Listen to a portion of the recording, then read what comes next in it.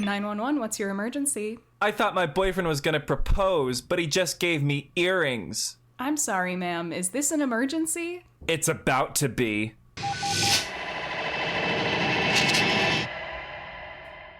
Okay. Okay, listen. I've had a long day. I've had a long day where so Ryan just went all Kubrick on me. I went all Kubrick. I was like, that's not the line that I wrote. Let's do it again. From the top. Implying that we write any of these down, which we don't. Yeah, it's a very loose term of the word writing. I would say scripting, maybe. That's what it's not the script I had outlined for us. Sure. Guys, how are we doing today? Welcome back to the First Risk Podcast. They working the fuck out of us out here. And Ryan's going through it.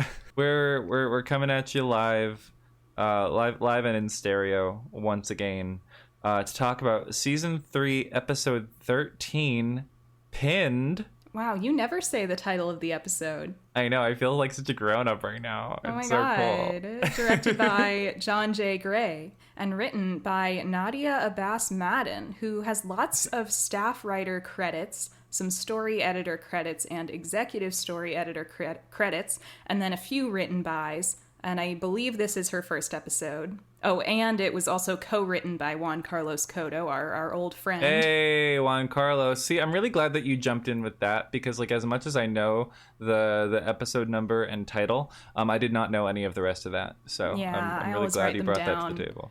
To pay respect where it's due. Well, yeah, I feel like it's kind of important. Like, the only time you see people in the 911 fandom bringing up the writers is usually to shit on them. And I feel like if we're going to be going episode by episode in such depth, it's worth shouting out who wrote them. And also it kind of helps us, like, with our knowledge of the writing room to kind of acknowledge, like, oh, this episode's by this person who also did this one that we've already talked about or whatever. Or, like, so far we've been liking this person's episodes or not liking this person's episodes. It's good to know who you're shitting on. Isn't that right, Tessa? Yeah, at the very least. I'm curious, how did you feel about this episode before we get started? I really enjoyed this one. We actually watched it a few days ago because we rescheduled our recording session. Yeah. So hopefully it'll all come back to me along with our extremely detailed notes. But yeah, I was going through it. It was like flying by as I was watching it, which usually doesn't happen because I have to pause a lot to take notes. So it kind of feels a little more like a chore than just sitting down and watching the episode. But I really liked it. And by the end, I was like, oh man, like that was a good classic episode of 911. Nice. Yeah, I feel another vicious fight coming on because I really properly enjoyed a solid 1/3 of this one. I really enjoyed the Madney storyline. And that's it.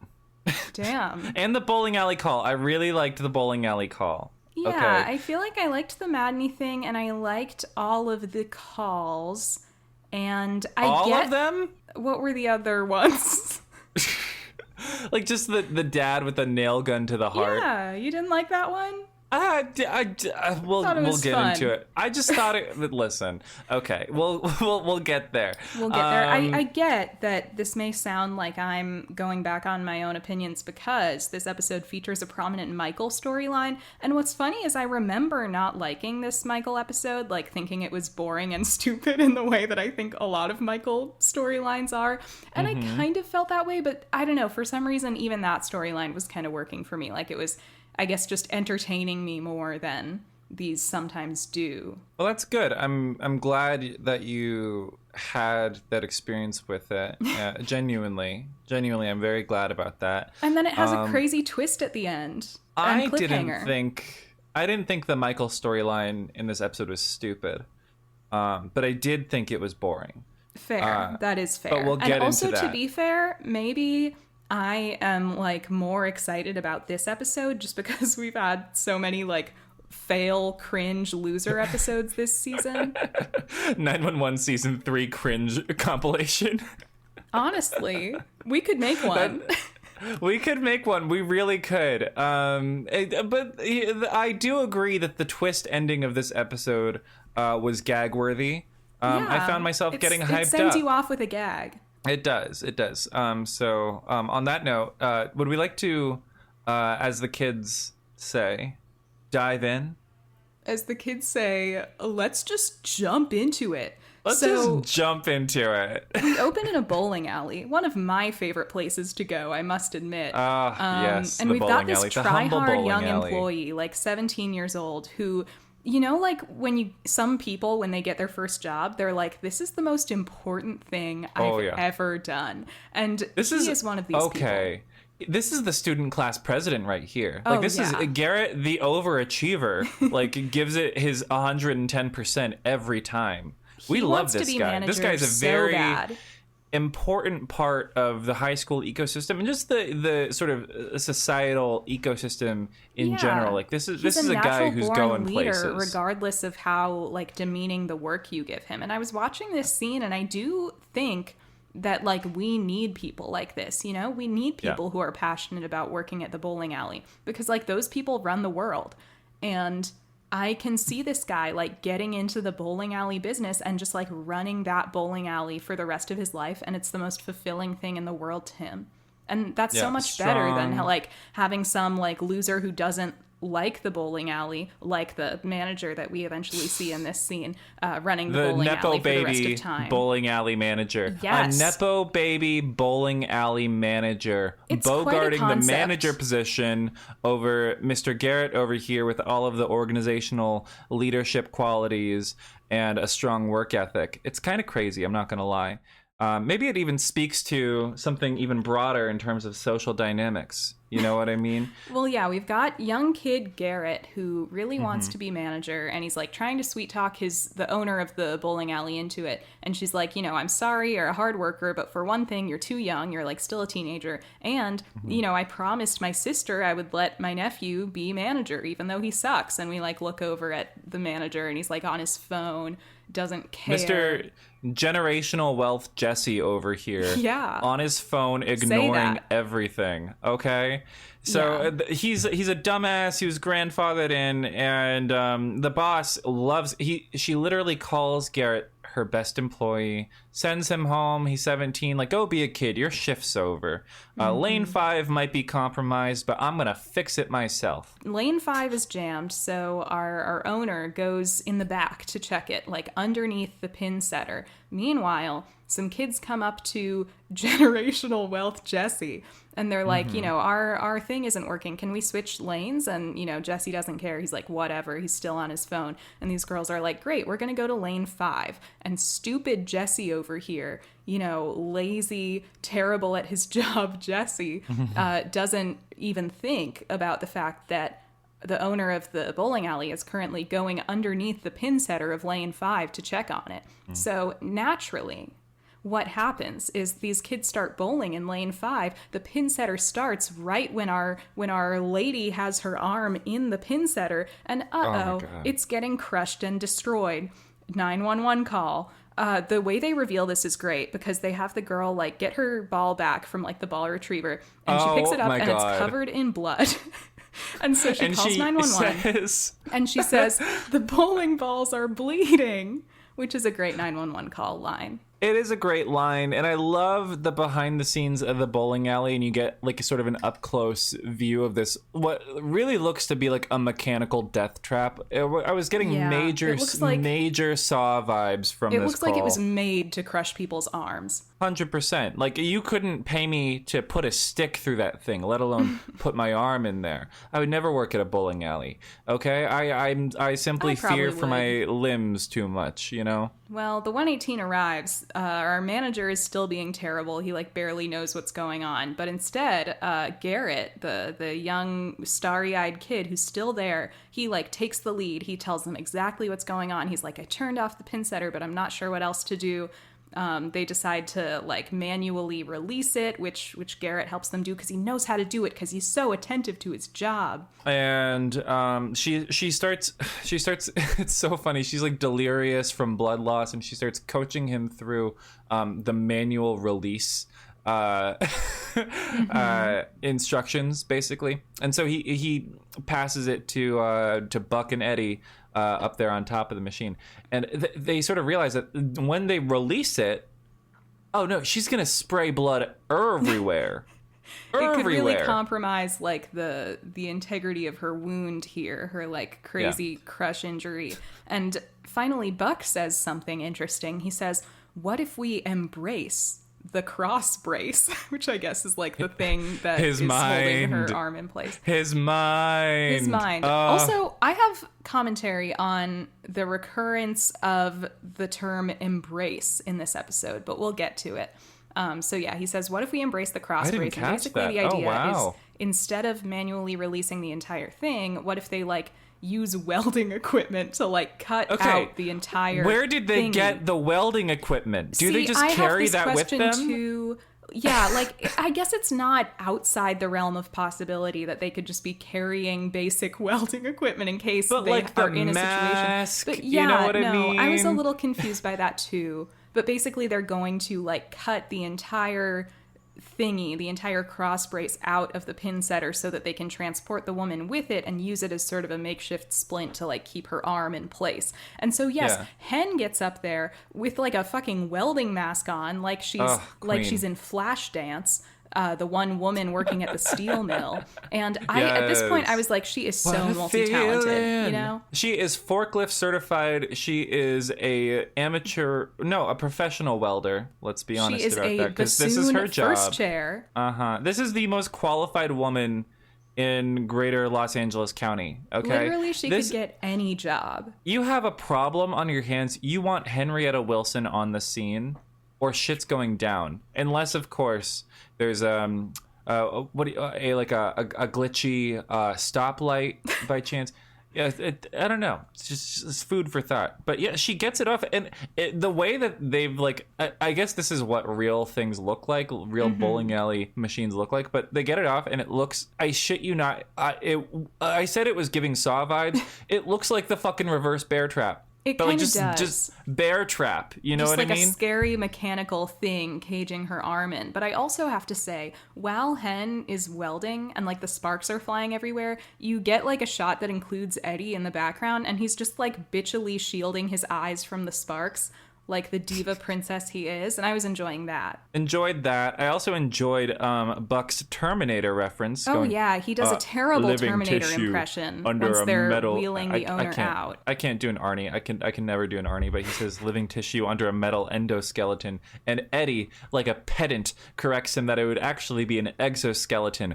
Go with the reference, Edmundo. Yeah, it's like, since when do you know anything about anything, Eddie? But I enjoyed Buck's terrible Terminator impression because I was thinking about the layers here. You've got a British guy pretending to be an American guy doing an impression of an Austrian guy. And so maybe that's why it was so bad. It's just that was a pretty complicated thing to ask him to do. It was very charming. And I enjoyed it immensely. And then as they're wheeling her away, she says, "Oh yeah, give everyone refunds." And Garrett, the mask off is that he's actually a soul-sucking capitalist, because he responds, "No refunds. Instead, they get a coupon for 20% off their next visit or something." Well, I mean, that's management material. What's his shirt made of? Oh, management material. Well, it's like, why else would he have such passion for being a bowling alley manager? Like, this guy is a capitalist through and through. Yeah. And I mean, he's probably going to turn this place into like a super mega profitable bowling alley. But hey, at least he toppled generational wealth Jesse. Exactly. He usurped I would rather him. have Garrett, like the genuine bootstraps kind of kid, succeeding in capitalism than Jesse the Nepo baby, generational wealth Jesse. Yeah, it's like, listen, it's the lesser of two evils. Well, at least, we'll take our good for her. We cut to a very interesting duo. A very interesting duo. One I dare say we've never seen before, just the two of them. It's Hen and Michael Grant? Heichel moment. Men moment. Heichel? Not men. Oh my God. My fourth favorite Alex Garland film. Michael and Hen-ism. Michael, Jesus Christ. I believe in men's rights. Michael and Hen from 911 hanging out together. So there's a brief mention Like maybe like an allusion to Nia, who we haven't caught up with at all since she was formally adopted by we see Hen putting her to bed. There's a brief glimpse we of don't Nia. we don't see Nia herself. We just see Hen closing the door. No, we don't. She's in there. We don't. She's not like in there. Yes, she is. The actress is there. You lied about that just now. Did you like look away from the screen while this was happening? I swear to God. It's true. I was taking notes the whole time. So maybe it was literally blink and you missed it. She's on screen. Yes. I swear to you. Okay. Nia is on screen for half a second. I was like an allusion to Nia. She's there. But I do have this question of, why is Hen putting Nia down at Michael's? That's interesting. Yeah, I wasn't clear on where they were until I saw Michael. Yeah, is that what parents do when they take their little kids to family friends? I mean, I assume places? She was putting her down for a nap. But take her home at that point. I don't know. I'm not a parent. I'm not a parent. I am not a parent. This is why. But we get this thing that Hen brought Michael some green tea because there are preliminary studies showing it might boost the effectiveness of his chemo. Michael is making a big drama over not liking green tea, which kind of baffled me because I'm not saying it's impossible to dislike tea, but I feel like green tea is such a mild, agreeable beverage. I can't really imagine somebody being like, ew, this green tea is so gross. So you don't like green tea? I'm not the biggest fan of green tea. I'm not gonna lie. I mean, I guess, but respect would you green tea. If a friend brought it over, would you be like, I don't know if I don't, whatever. I would drink it in their presence. How about that? If a friend brought it over with the express intent of improving my health with green tea, I would drink it in their presence. Or if I went over to a friend's and they had a pot of green tea and offered me some, I would say yes. But when I'm going to get an Arizona, verbally, Michael is doing, is that what you think? Yeah. That's where I would draw the line. But if I'm going to get a can of Arizona iced tea, I never go for the green tea. I always go for I'm saying the Arnold it's Palmer. fair for people to not pick green tea actively, but I feel it's kind of weird to be green tea is gross. I actively I'm so biased hate it. Because I really love black tea. And I really do enjoy a good herbal, a chamomile tea as well. Mm-hmm. I don't know, just green tea has never done it for me. Especially if you go to the far extreme end of green tea, like matcha. I don't like matcha at all. Yeah, I'm not a huge matcha fan either. But also a lot of people burn their green tea because you're not actually supposed to brew green tea with boiling water. It needs slightly cooler water than that so that it doesn't burn. Oh, is that true? Oh, yeah, I burn green tea in my restaurant all the time then. I think a lot of people have only really tasted bitter too hot green tea. I'll have to go to East Asia or something and get some really I think a real tea shop would brew it correctly for you, or there are some kettles that have specific settings for that kind of thing. Yeah. But yeah, anyway, that's your tea fun fact for the day. And basically, Michael doesn't like green tea. The tea. And that's the tea. So Hen has also brought some camping gear over to lend to Michael because he's going to take Harry camping on this annual trip we're hearing they do. We also start intercutting to Athena and Bobby. We hear that Athena thinks it's a bad idea for Michael and Harry to go on this trip because, Michael's health is pretty fragile right now. May comes in. May's also concerned about it. But apparently Michael has asked Bobby to accompany them on the trip, to kind of monitor Michael's health and be another adult in the situation. So Mobby moment. Michael moment. Michael. Michael says that his doctor cleared him for the trip and everything, even though there are concerns from within. And this is one of those things where it's you can't really trust Michael as a narrator because it's we didn't see the conversation with the doctor. Is he we just didn't lying? see any warnings the doctor may have given him. Maybe I don't know. I feel I don't think if his doctor was do not go on this, you will die, then he would actually do it. I think he's a little better than that. But I just 2 points. One, we don't see any of the actual conversations, so we don't know if his doctor cautioned him in any way. And two, my second concern, what about the bears? What about the bears?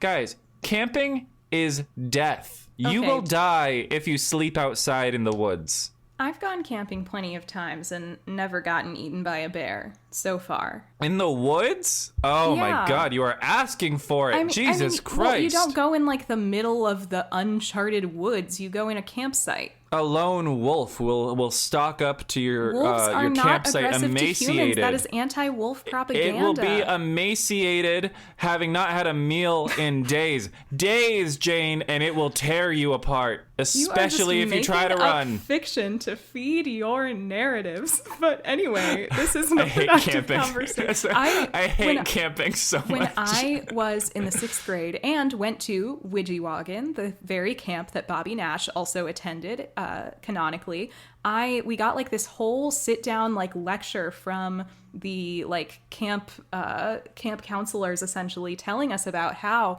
the wolf has been maligned in media, and they even showed us the trailer from the Liam Neeson movie The Grey as an example of like anti-wolf biased media. And there was like a whole period in the United States where like wolves were almost wiped out by poaching and hunting and whatever, and you know, their populations are still threatened today, I think. And they're, they keep to themselves. Well, listen, propaganda goes both ways. Okay, you think so the wolves I see are that propagandizing as that they're peaceful? All I'm saying is, why is no one talking about the wolves in the media? Okay, the wolves control the media. The wolves control the media. This goes all the way to the top. Follow the, I don't know, bones. Follow the wolf hair. Follow the wolf hair. Anyway, so Michael wants to do this trip this year so as not to disappoint Harry, and especially in case he isn't around next year. Like this, there's this whole attitude of like, what if there isn't a next year? And in fact, May expresses to Athena and Bobby, she like really casually is just like, if there even is a next year. And she seems really worried about it. And then she reveals at the end of this scene, she's like, by the way, I got into USC. But she's clearly like not even excited about it because she's so preoccupied worrying about her dad. So she just kind of like storms out of the room. I feel so bad for May in this scene. I really do. I was thinking during this scene, like, I feel like her actress has already like come into her own a lot at this point in the show. Yeah. Like I was just finding her acting really believable in a way that I kind of didn't in like season 1. Yeah, it was very understated. Like you can really tell that she's got a lot going on like inside. Mm-hmm. Without the, I don't know, dramatic attempted suicide storyline. Like it felt very like tastefully understated in the sense that like you actually really feel for her. It's kind of like reminiscent of like did you ever see that sort of YouTube short film, This House Has People in It? No. So basically, like, the whole thing is like this girl is like sinking into the floor, right? And her parents are arguing around her. Meanwhile, the younger son has to very quietly like pack up his birthday party and inform all of his friends that it's been canceled because of everything that's going on in the kitchen. May was the younger brother in this scene, just having this wonderful life moment completely overshadowed by, I guess, her dad refusing to get brain surgery as the teenage girl sinking into the floor in this comparison. And she also expresses in this scene... you get frustrated with Michael because of this. Well, yeah, you know what she I mean? also expresses in this scene that she kind of feels like it's her fault that Michael didn't take the surgery because, like, back in that episode when he made that decision, she was the one who kind of expressed to him how afraid she was, and then he decided not to do it. So, even though it's not her fault that Michael decided to be stupid about this, she feels that way, which is understandable. And I appreciated just how fed up everyone was with Michael's bad decisions. Continuing on from last episode into this episode, it's just so pronounced here, like just how much no one supports this. Yeah, everybody knows he's wrong. They're just kind of hoping and praying they can convince him that he is. Which makes the choice to play the home song at the end of that episode all the more egregious. All the weirder, for sure. I will die mad about it, honestly. Maybe the editor for that episode didn't get it. It's like, oh wait, no, it's supposed to be inspiring. We always play an inspiring song at the end. Maybe I guess the editor was anti-vax and was like, yeah, I agree with him. What would have been the dark dissonant song to play instead of Home?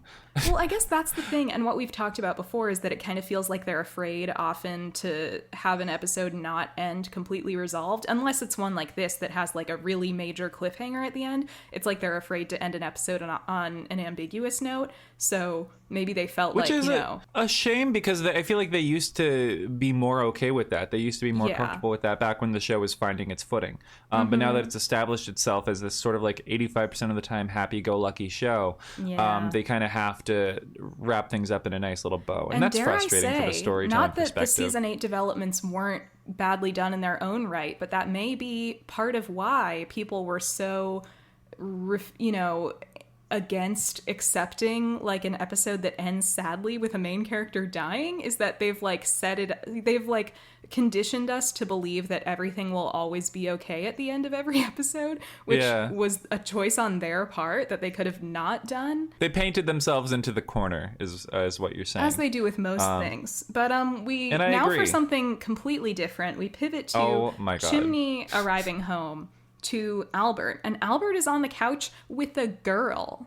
Okay, they were about to hook up on this couch where Albert sleeps, despite the fact that Chimney still lives there.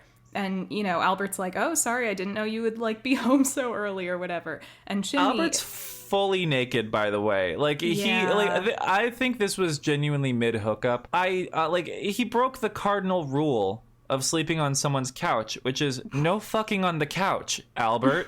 But Albert's and not Megan, always, he doesn't always get those things, seemingly. I don't know. And so Chimney is predictably like, what the fuck are you doing?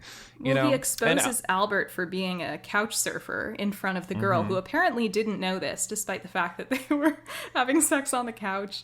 But, Chimney is annoyed, understandably, that Albert is bringing girls home to the couch.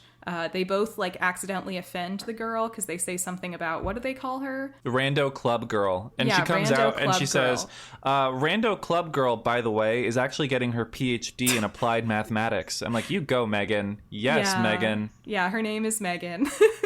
And, Chimney's like, I'm so sorry. I was trying to aim for Albert, not you. She leaves. And we hear that Albert is out with a girl. Y'all catch the Megan shade? You'll catch the Megan shade. Albert is out with a girl every night, which is crazy. But, he's a young man. Albert kind of taunts Chimney. He, the audacity to, instead of apologizing for, doing this on Chimney's couch, he starts, taunting Chimney for not having a very passionate, erotic relationship with Maddie, which, he doesn't even know, right? Chimney's like, we have sex. There's kind of a funny exchange where he's like, we had sex 3 nights ago. And Albert's like, oh, I didn't notice. And Chimney's like, you weren't supposed to. But, what we're supposed to take away is that, low-key, Albert's math was wrong, but his answer was right anyways. It's implied... It's implied that because they've been taking things so slow emotionally, that the spark is at risk of dying. Because they're so comfortable with each other. You know what I mean? And so there's very little room for excitement in sort of the thing that they've developed with themselves. And this is a reality for a lot of people, especially developing sort of a long-term relationship, or there are many reasons for this, that this can come up. But in my experience in the past, it hasn't always ended well. So I'm glad that they find a way to navigate this a little bit better, but I'm getting ahead of myself. They worked it out on the remix, but they worked it out on the remix. Chimney insists to Albert that he's happy/satisfied, but it's you get the sense that maybe Albert sort of hit too close to home or something. Well, it does kind of have the vibe of oh, my relationship is great when I don't have a bitch in my ear telling me that there's no spark. Well, literally, it seemed like they were doing fine before Albert decided to be all bitchy about it. But we cut to Bobby and Michael. We cut to Michael driving to the campsite. They've got Harry in the back. And we hear kind of the exposition about this whole camping trip tradition. We hear that Michael and Harry started planting trees with Michael's dad on these camping trips. At least that's what it sounds like, because there was a forest fire one year. And so, Michael's dad decided they should go plant a tree or plant several trees every year to kind of help give back to this forest. But in the midst of this emotional story, Michael starts to like visibly feel unwell. He's like getting drowsy or something's going on. And he pulls over and he's like, Bobby, can you drive for a while? But he tries to hide it from Harry. But obviously his health is already being affected and they haven't even made it to the campsite yet. He's literally the drowsy chaperone, you know? I will say, maybe it's just like my own sort of like my callous asshole side, but when he was telling this story about the tree and his dad and like the passing on the tradition and whatnot, I was like, I just don't care. I'm just like, this is tired. I'm tired listening to it. It's like that song from Dear Evan Hansen about like with Evan's dad, like, you know, breaking in the baseball glove. I'm just like, oh, sure. Shut up! You stop it. Okay, show me an accident. But the way I just had to Google drowsy chaperone, and now I'm very impressed with your deep cut of this random Canadian musical from 1998. I know my craft, okay? I know my theater arts history, okay? I'm gonna have to look into this because I love like 20s and 30s stage musicals, like the history of that. So that sounds fun to me. Let me very pointedly glance over at my degree that I haven't bothered to frame yet. Yas, King. But listen, part of the point of us having our respective extremely non-lucrative degrees is just that now we get to reference weird things on our podcast. Exactly. Yours is like a very obscure Ginger Rogers and Gene Kelly films of the 1940s and 50s, and mine are deep cut musical theater from, you know, the Canadian wilderness, I guess. The Canadian wilderness, known for the drowsy chaperone. But we go Let's back talk to about Chimney. Zombie Prom. Why is no one talking about Zombie Prom anymore? Okay, wake it up. Nobody knows what that is, including me. A musical by John Dempsey. Oh, the guy who did the score for Emperor's New Groove. Yeah. He did Zombie Prom. He did the scores for a lot of other things, I think, but that's the only one I know off the top of my head. That's like one of those names, like you download like a score on like Spotify or Apple Music, and then you see it in like your saved artist, and you're like, who the fuck is John Dempsey? Correcting myself. I was thinking of John Debney, who did the score for Emperor's New Groove. John Dempsey is a different guy. I'm so sorry. You guys, this is a real mess of a tangent. Well, I like that I just went with it. Like, oh yeah, he totally did that. As if I like, knew who did the score for the Emperor's New Groove. Why would you know that I was wrong, you know? Yeah. I'm just like, I'll go with this. Sure. He did that. What, did he do Treasure Planet too? Why not? Probably. Right. Did he? Right. And he also worked for this Toyota commercial that was weirdly artful in 1997.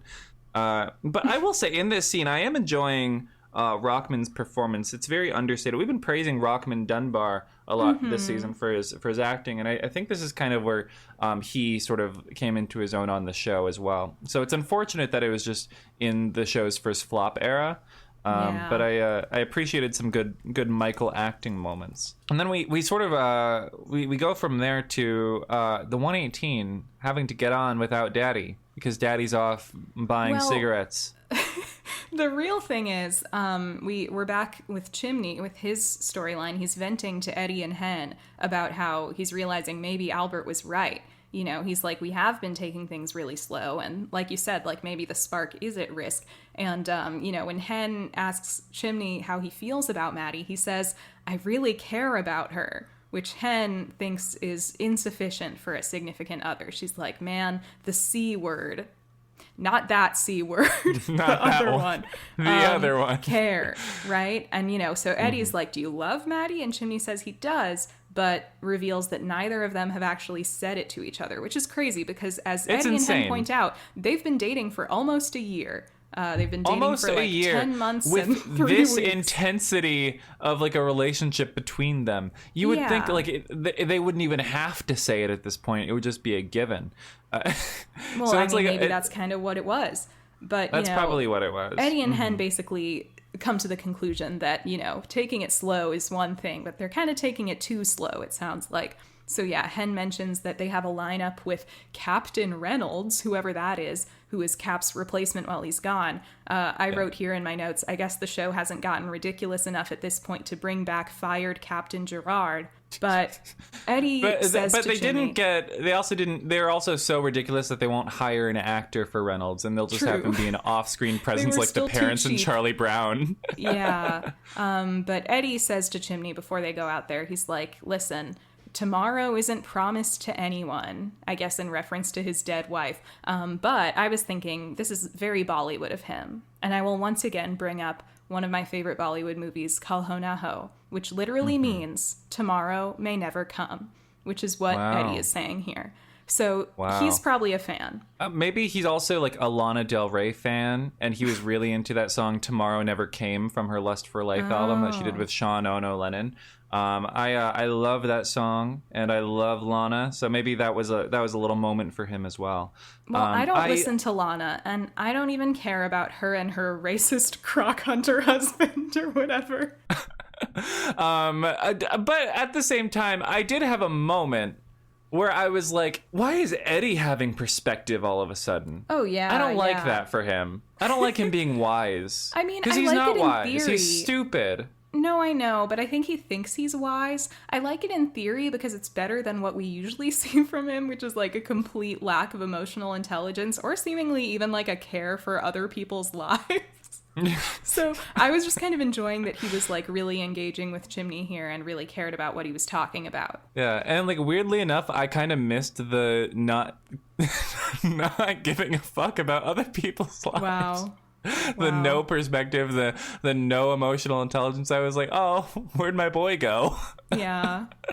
It's like you can grow, but on my terms. You know what I mean?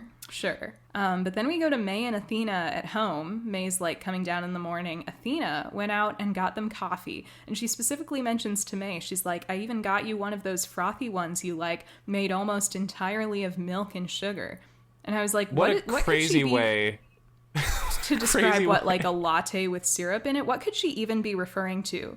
Like, no, dead ass. It's like I got a cappuccino with like a pump of Simple and maybe some vanilla or something. Like that's not that crazy, Athena. It's a pretty normal coffee. But I guess Athena only drinks it black or something. I don't know. I just had she's a real coffee drinker. She said, so I'm feeling kind of snobby about coffee, even though I'm not a coffee drinker. May, you're not a real coffee drinker like me. You better shape up if you want to live up to my reputation at USC. Well, yes, because Athena is saying all this stuff. She's like, after this, we're going to get our nails done, and then I'll take you to lunch over by USC. And it turns out she's kind of trying to sway May to go to USC, because I guess I had forgotten this, but I guess we learned in Athena Begins that Athena's alma mater is USC. Did she graduate from USC? I feel like she just joined the force. Yeah, I also had that question. Maybe she did. So I don't think she counts as an alumni. Or maybe she just still counts it as like, you know, that's still the place she went to college for some time. I've never understood this, parents pushing their kids to go to the same college as them, like that whole storyline, because it's like, I don't know, both of my parents went to UConn, right? And I've never ever heard a word from either of them when I was like thinking about college and stuff when I was in high school. I never heard a single word about, oh, what about UConn? You know what I mean? Yeah. Like it was the school for them. But I mean, some colleges, I could imagine a place like USC having, because that is a big name school, like having some kind of a reputation, or also there are some schools that'll give you like discounts if you have like a family member that I forget what it's called, but if you had a family member who went there before you, like a legacy discount or whatever. Legacy. But then Athena didn't even graduate, so would she even qualify for like an alumni program? I don't know, but it's also, we could take into consideration that USC is a local school, so maybe she's also like, she just wants May to stay close. Mm-hmm. Yeah, it could also be like, you know, like state tuition versus out-of-state tuition, could be a whole thing. I don't know, but money never comes up. It's more so framed as like Athena just really emotionally wants May to go to the same college as her for some arbitrary reason, as if Athena herself didn't leave home, you know what I mean, and move across the country for college. So I didn't quite get what she was getting at, but I liked it. I liked that she was bribing her with clothes. I liked that she was, you know, saying, let's get our nails done, let me celebrate my daughter. It would so work on me. I would so go to USC just for the wardrobe. May mentions, she's like, you know, can we go shopping after lunch? And Athena says, if you decide to go to USC, I'll buy you a whole new wardrobe, which is like, okay, yeah, the bribing is shameless. But May also reveals that she hasn't told Michael yet. And Athena says, you still have time. which is kind of like, you know, reminding May, because she really has this idea that, like, Dad is going to die and he's going to die soon. But she doesn't have time because Michael is going to get torn apart in his tent by a pack of coyotes. Wouldn't it be funny if that's how this episode ended? Michael is going to be attacked by a bear and mauled and dragged to its den, where he'll have to fight out like Rambo. You know, it's gonna be a bloodbath. Did Rambo fight a bear? No, he fought like people. I haven't seen First Blood in so long. They should have him fight a bear in one of the sequels. But Bobby and Michael are camping. They've gotten to the campsite, and Michael is clearly exhausted. And Harry immediately wants to like pick a spot to plant their tree, but Michael is like, I need to lie down for a little while. Like, give me like an hour, and then we'll pick a place. Which is really tough for Harry because he's already feeling like the tradition is like getting all messed up. So Bobby does something kind of bold, where he's like, once Michael goes to lie down, Bobby's like, why don't we go pick a place to plant the tree? And, you know, we'll take some pictures and we'll show your dad later, which almost felt out of character for Bobby to me. Like, am I wrong? Like, no, you're not wrong, because he's so careful not to step on Michael's toes, at every turn. I did appreciate the messiness of this in the moment, but yeah, come to think of it, I feel like I can't really see the Bobby who was so like, I don't want to make you feel like I'm taking over or whatever, Michael. I can't really see him thinking that this would go over well, but you know, it's so that the episode can have drama, and drama it does create. It also felt sort of out of character because I don't buy that Bobby would want to leave Michael alone for an hour while he goes and scouts planting locations with Harry. That too. Michael could have been eaten by a bear while they left him. Yeah, or had an aneurysm and died. I don't know. True. I don't know how these brain tumors work. But also, as we know, wild wolves are attracted to the scent of cancer. You know what I mean? Wild wolves are attracted to the scent of cancer, and that is going to draw them right to his tent where they will tear him apart. I rest my case. That sounds like a bad subplot on well, wait, was that a thing on Teen Wolf where werewolves could like smell cancer? Or am I making that up? No. I thought I had some memory. I'm thinking of the time when Scott like sucked a lady's pain out of her at the hospital. That's a bad way to put it. He put his hand on her and sucked the pain out. We've all seen it. We know what he did. It was a very beautiful moment. It was above board. But no, I think you're confusing it with just like that old myth about how cats can smell cancer.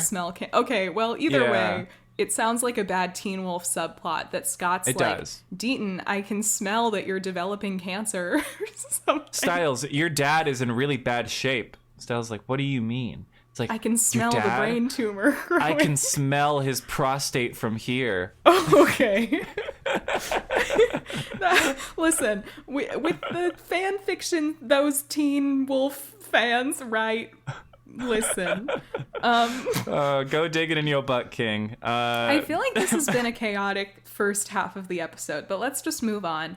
Let's move on. Let's keep it going. So yeah, I did write in my notes at that point, I never really liked this B-plot in my other rewatches. I think given my boredom with Michael's storylines, I just find it a little tiresome. So I guess at this point in the episode, I was finding it tiresome.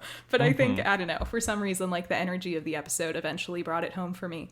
But speaking of the energy of the episode, we go into another high energy, funny call because a woman shows up to a house with home renovation supplies, and it turns out she's helping her dad put up a new partition wall in her house. She's like, her dad's already there. She comes home with more supplies. They're doing this big project, putting up a wall. All I could think at the start of this this call was that tweet that was like having to tell a homeowner that his house is sinking, and then it's like, so there's this load-bearing wall you shouldn't have removed. Yeah, I think that's a tweet by Oatmeal Influencer, who once quote tweeted me disagreeing when I tweet about like anti-feminists saying we should tone down our rhetoric in the wake of Trump winning the presidency. Wow. Fuck that guy.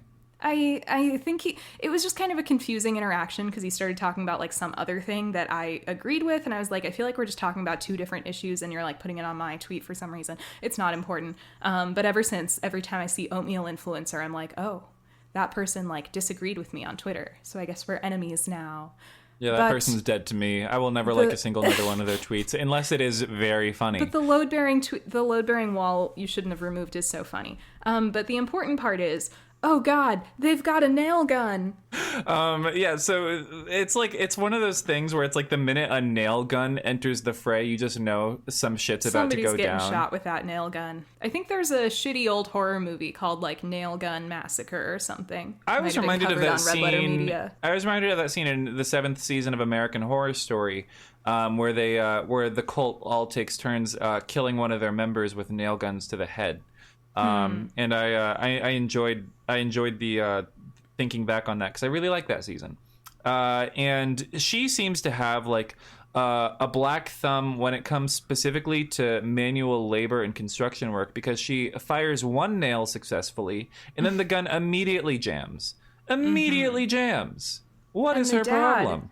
The dad, despite having just given this little lecture on how, like, you should never point the nail gun at anything you don't intend to shoot, just like a real gun, once the nail gun stops working, he, like, grabs it and starts fiddling with it, immediately points it right at himself, and accidentally shoots himself in the chest with a nail. Okay, you know what I was thinking of when this happened? You know what I was thinking of specifically? I was thinking of your tragic demise before the rise of the leftist militia. When you went to the gun range and immediately pointed at yourself. Yeah, no, I was also thinking about that. Listen, it wasn't my tragic demise because it was just the plastic gun he was having us practice on. Okay? I learned how to shoot, and I even got some bullseyes with the one that had a scope on it. Hey! That is our leftist hero. You are going to be the Joan of Arc of this revolution. But we will not burn you at the stake. Anyway, you'll be our folk hero. You'll be our Silken I love how Thomas. nobody's gonna know. Everybody's gonna be like, "When did Jane shoot a gun?" Because anybody who's not on the Patreon didn't hear me say that I went to a gun range. Oh, right, that was Patreon. Yeah, I forgot. Anyway, my friends wanted to go to the gun range because they have that thought that, like, just in case we ever have to fight in a leftist militia, we should learn how to shoot. And I was like, "Sure, I'll tag along." This is a very Midwestern activity. Going to the gun range in case of a Red Army rising. I was shocked how many gun ranges there are in Minnesota. But anyway, there aren't that many in New York. I've never been to one. But there aren't that many in New York, I don't think. So my roommate talks about it sometimes. I'm like, yeah, maybe. Maddie responds as the dispatcher on the scene. And she immediately, but you know what I mean. On the phone, and she immediately advises the woman to leave the nail in. Good advice. Don't take it out. And so the 118 responds, and no Reynolds. No Reynolds. That is an interesting thing. I guess he's on the B shift, despite being the captain. Buck says, so who's "I'll acting secure captain? the weapon." That's the question. I guess maybe Buck's acting captain. Maybe he's taken the reins as the securer of the weapon. Acting captain. I think he's just doing Buck things and saying, "I'll secure the weapon," by which he means the nail gun. Eddie says something. What? Do you think, this is actually a genuine question, we don't have to dwell on it, but I was reminded by the bowling alley call, do you think Buck is or will ever be management material? I'm torn on this because he clearly wants to be. We get this whole thing in season 6 that he's like upset that he wasn't chosen to be interim captain or something. But I almost feel like having Buck becoming captain would be like, it just doesn't feel right, at least within the show, within the time on the show. I don't know if he could ever become captain on the show. I feel like he shouldn't. There's something about him that I almost feel like the culmination of his journey is realizing he doesn't want or need to be captain somehow. Yeah, he doesn't get the glory because he realizes that he's better off as a part of the team. Right, yeah, finally I agree. Accepting that he's a team player, which has kind of been like the heart of a lot of his issues, I think. Like giving him almost the so-called reward of like getting to be leader feels like something that isn't in line with the point of Buck's character. That's how I feel, I think, now that I think about it. I feel like it would make him unlikable. I feel like it would make you kind of root against him when he's no longer like an underdog loser. You know what I mean? Exactly. I think a big part of his likability is that he like comes off so strong and then it turns out he's sort of a loser. And his whole thing is that he's a lot of bluster, right? So I think he kind of needs to be humbled as his entire arc. And yeah, I think finally like rewarding him with captain would just feel wrong to me, like no matter the context and no matter how much time has passed. Yeah, I agree. But it turns out that this guy, he hit the fucking bullseye. He hit the fucking bullseye on his chest. He has fluid building up around his heart. It's not supposed to be there. Okay, it's supposed to be safely contained within veins, arteries, the heart places, itself. Exactly. Eddie has this line when they first get in there where he says to the dad, I think, he says, if it makes you feel any better, it happens a lot more than you think, which I thought was just like a funny thing for him to say, because like, since when is Eddie like reassuring? I love how this whole episode we're like, since when is Eddie acting like a good and normal person? Yeah, he's supposed to be a little hobgoblin over here, and instead he's like a contributing member of society? But this like immediately made me think like, what if he's just lying? Like, what if he's like never heard of this happening? I'm sure people do shoot themselves with nail guns all the time, but imagine if he's just like totally making that up. That would be fun. That would actually be a very funny twist on that. Like, even just like an implied thing of like, I don't know. I like that headcanon for it. But it turns out to be kind of a sedate and chill call, which means that they're totally going to do a bait and switch where the guy almost dies in the ambulance. Right. You know what I mean? Because they wheel him out and they put him in the ambulance, and then there's totally a bait and switch where you think he's going to die in the ambulance. May I just say, the way Buddy like closed the ambulance doors and pat the doors in sync was cute. Yes, I totally agree. And so they get going, and the woman, she says like, I love you. He's like, don't call mom, etc. And he's like, I'm never gonna live this down. He's like, fuck, I didn't say I love you back. What if I never get the chance again? So like there's like this weird like last chance theme that's like underscoring the whole episode, especially with regards to like parenthood. And true. But the point of him saying that at this moment is because, like, of course, that's this very literal reminder to Chimney that, yeah, like, tomorrow may never come. Kalhona ho. I should tell Maddie I love her. But which makes Eddie's whole thing redundant as well, by the way. True. But what is 911 if not extremely repetitive with the themes sometimes? Yeah, why do we have stuck and trapped as jokes, you know? But the dad starts coding, of course, and Chimney like starts doing CPR, and the wound starts hemorrhaging, like blood is spraying everywhere. Chim's like, oh, I think I'm making the hole in the heart bigger, but Hen is like, it's okay, it's more important that we get him like his heart beating again. The doctors can fix the hole in the heart. So they get the guy back. I don't really get how all this works, like if you can have a giant hole in your heart actively being made worse and have your heart start beating again somehow, but it works. And I mean, I guess they don't expel all of the blood in his body, so it's important to like keep pumping the stuff that's already in there. But it is funny just how much of a crime scene it ends up looking like, you know? It'd be funny if they had to shock him, but then like because he's got a nail in him, like that fucks him up. That wouldn't be like funny, just, you know, that was something I was thinking about. Oh my god, the nail's an electrical conductor. Oh no, it has like copper in it. Yeah, I feel like you can't do that. But we see outside the ambulance as they're getting to the hospital, Buck is like asking Eddie on a date after work. He's like, we should go out after this. He says he hasn't eaten a proper meal since Bobby left. Buck. So useless, but also like, Buck, I hate to tell you what's going to happen in season 8. Anyway. In season 8, Bobby will develop a strange cough. And he'll never eat a proper meal again. Bobby will start to cough in 7 seasons. So Buck asks Eddie on a little date, and then they open the ambulance, and they see the bloody mess inside. You know, Chimney's covered in blood. And Buck says, Daddy. And I just lost my appetite. And Chimney says, I think I just found mine. And they're like, what do you mean? And instead of saying, I'm a cannibal now, the sight of all this blood really got me going, he says, I'm going to ask Maddie out on a proper date and tell her I love her. And you're like, hell yeah, Chimney. Oh my god. But he does, I mean, he looks so hot, you know what I mean, covered in all this blood in his uniform, saving this guy's life. He like, this is his, like, you know, this is kind of reminiscent of Buck in the tsunami, covered in blood and debris and dirt and stuff. Like, I love seeing a man covered in, like, you know, craziness, totally holding it down, I guess. Let me move on. So so we go back to the campsite. Michael back is in now the awake. woods.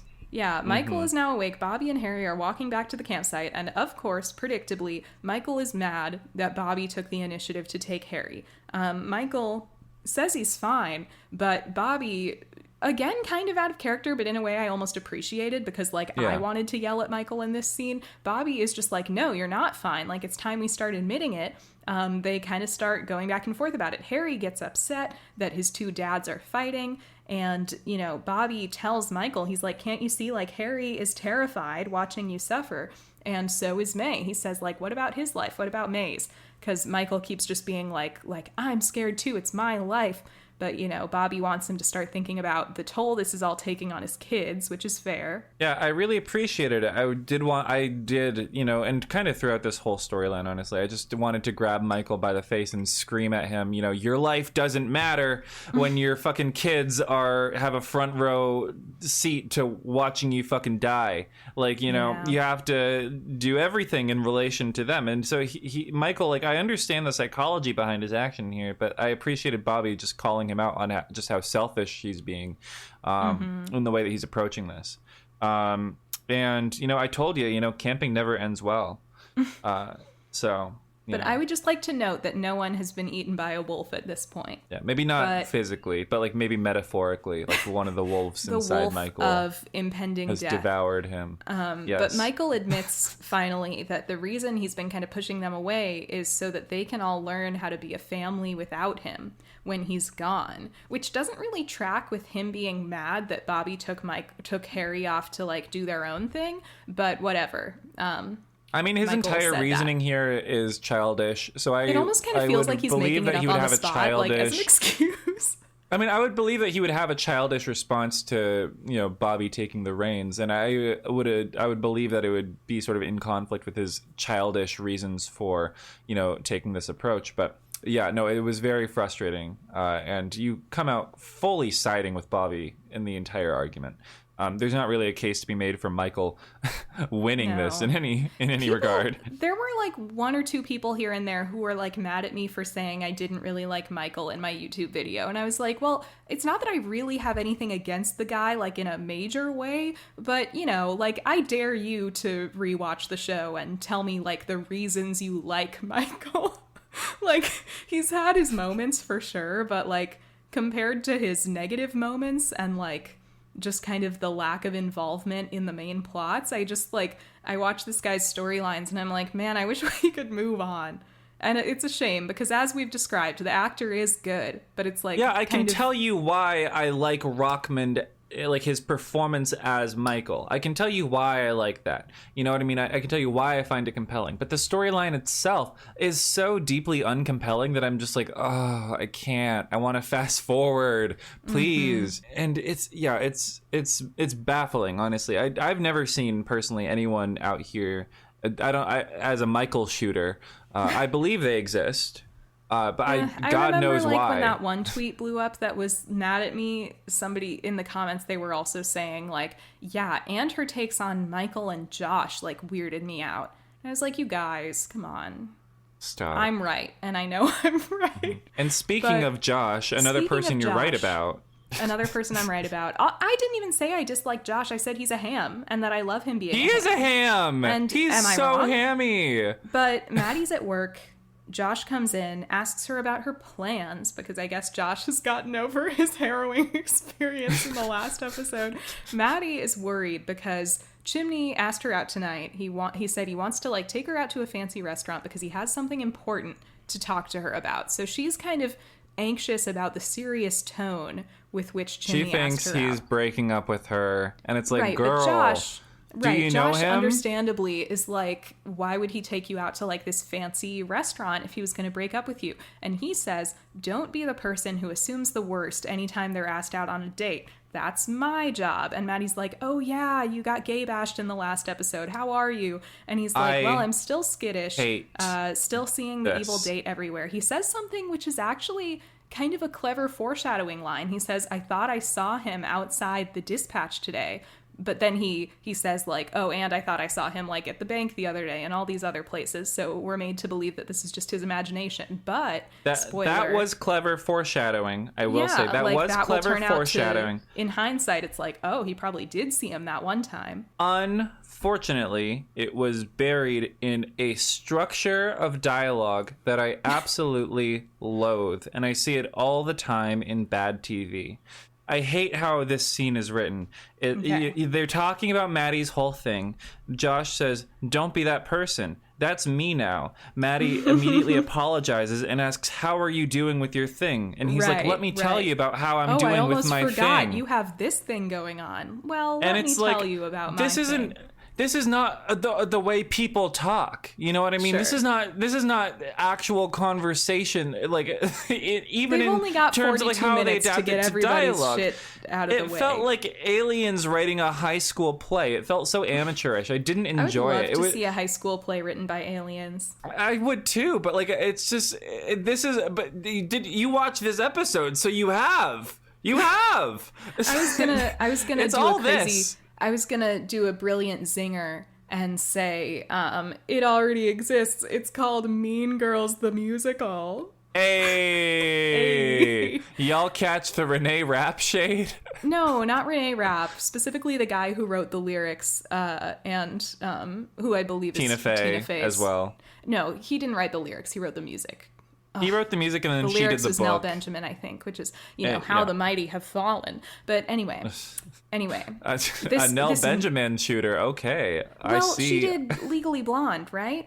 The musical? I mean, that's true. Legally Blonde was good. And that's a good musical. But it is kind of crazy. Favorite line in that musical? Courtney, take your break. Courtney, take your break. Please ignore her. She hasn't been well. You guys, have you seen, I'm sure you all have because you're all cultured, but have you seen the iconic YouTube video from, I think they're called like Red Rock Productions or something, but it's this children's production of Legally Blonde the musical. It's just the opening number. Oh my God, you guys. And it's a bunch of like 11-year-olds who have been terribly, terribly directed and prepared to do this number. And for some reason, the girl playing Elle is like 17, and so she's like 3 feet taller than all the rest of them.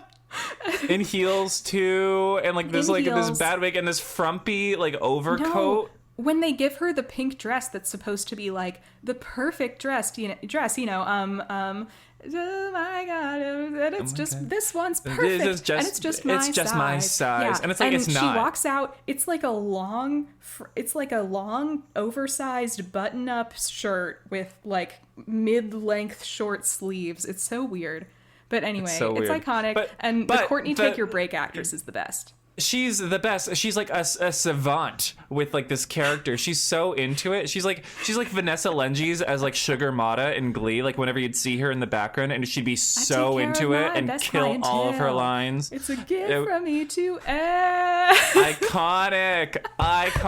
She like gets flatter as the note goes on. Anyway, me and my sister, one of our favorite pastimes. I'm so sorry this episode has been so rambly, but one of me and my sister's favorite pastimes is to go on YouTube and find bad high school theater, which I realize is a very cruel pastime, but it's also extremely funny. Our favorites they keep uploading them, so... Yeah, like, what are we supposed to do? Not watch them?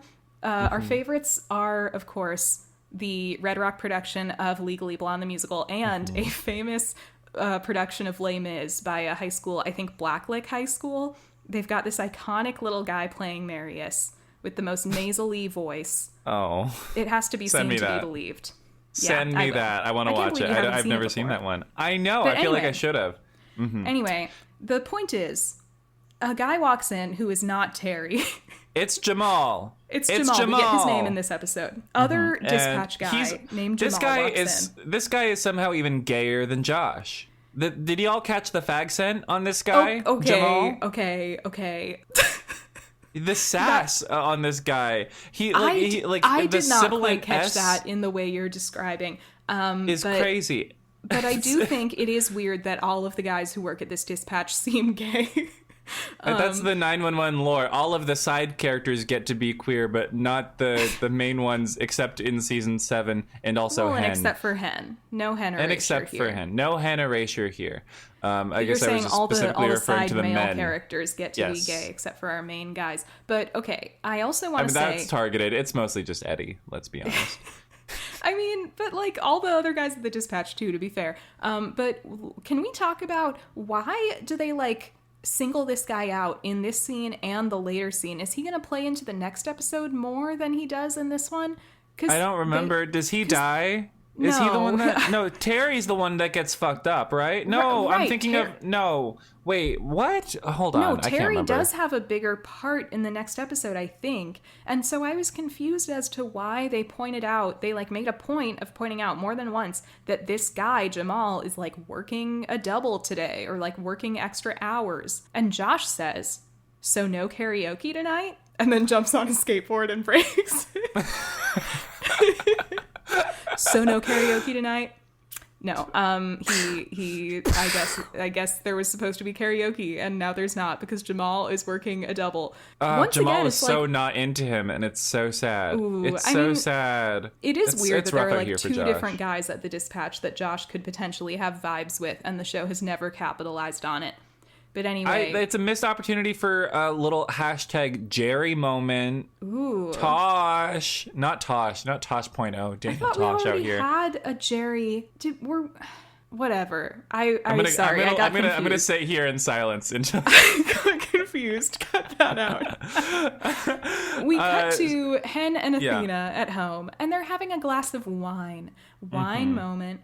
Athena is still worried about Michael. She's worried about how to deal with it with the kids. And she kind of mentions like, I've thought about what it would be like to lose my parents. I haven't thought about what it would be like to lose Michael. I must say, in this scene, she says her parents are in their 70s. And I think Angela Bassett was probably already in her 60s when this was made. So I just think it's funny how clear it is that like Athena is seemingly supposed to be like Angela Bassett seems like she's supposed to be playing a younger character than her actress is.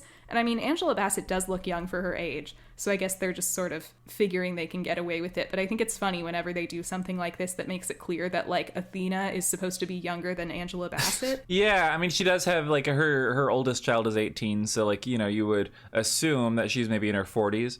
Or something, maybe her 50s. But like, yeah, I'm gonna be honest. I think when Michael says his iconic biological clock line, I think he might mention that she was 37. Yeah, so she would be 55 now. Okay, which I can see that if her parents. That's kind of a wild age to have Harry at. Youngish. But who am I kidding? My mom had me at 41. We've talked about this before. We have talked about this before. And I listen, I buy it. Okay, I buy it. But what I don't buy is that this is the first Hen and Athena uncorking a bottle of wine scene that I think I've ever seen on the show, where I was just in my Sue Sylvester mode, holding up my megaphone going, I'm bored. Ooh, wow. I'm so checked out of the Michael storyline that I wanted to speed through an Athena and Hen scene. I never thought that would happen. I never thought the day would come, but it did. And it came hard. Ooh. Well, that is fair because I do think this scene pretty much exists for only one reason, which is just to like express that Athena is scared about Michael being sick, and then like that's it. And I mean, we've already gotten that communicated to us, so I do think it could have been an email. You know what I mean? This scene could have been an email. We do get like a mention at the end. Hen is encouraging Athena to just live in the moment and hope for the best every day. She specifically says, embrace the not knowing. And you'll recall, earlier in the episode, Buck said, embrace the cross brace. So I'm like, here's my conspiracy theory for the episode. I think this episode was originally going to be called something with embrace in the title. Because they repeat Embrace the day. Embrace the day. Or something about embracing. And I have another point later about this and more evidence. But I just thought it was interesting that the episode is called Pinned. But it's clearly the word they keep repeating is embrace in a trapped or stuck kind of way. So that's suspicious. That's weird. I mean, it is, you would have two nickels, but I will concede that it's weird that it happened twice. There's a third nickel, and I will tell you about it when we get there. Okay. So, anyway, that's that scene. It's not very exciting. It's not exciting, yes, and also like they were knowing. just talking in circles around each other. I'm sorry, I love to complain. Let's move on. I shouldn't indulge in this. It's a bad habit. We go to a revolving restaurant like the one at the top of the Space Needle. Shout out Seattle. Thank you. And so Chimney took Maddie to a revolving restaurant. But because they didn't want to pay for an entire revolving restaurant. In the non-revolving part of the restaurant. The stationary section, yeah. Yeah. I was about to be like, oh, at least they can still see the revolving scenery. And then I was like, wait a second, that doesn't make any goddamn sense. The scenery isn't revolving. The part of the restaurant on the edge is revolving. I'm so stupid. You're just watching other people enjoy the gimmick of the restaurant. Yeah, you get to sightsee the people revolving.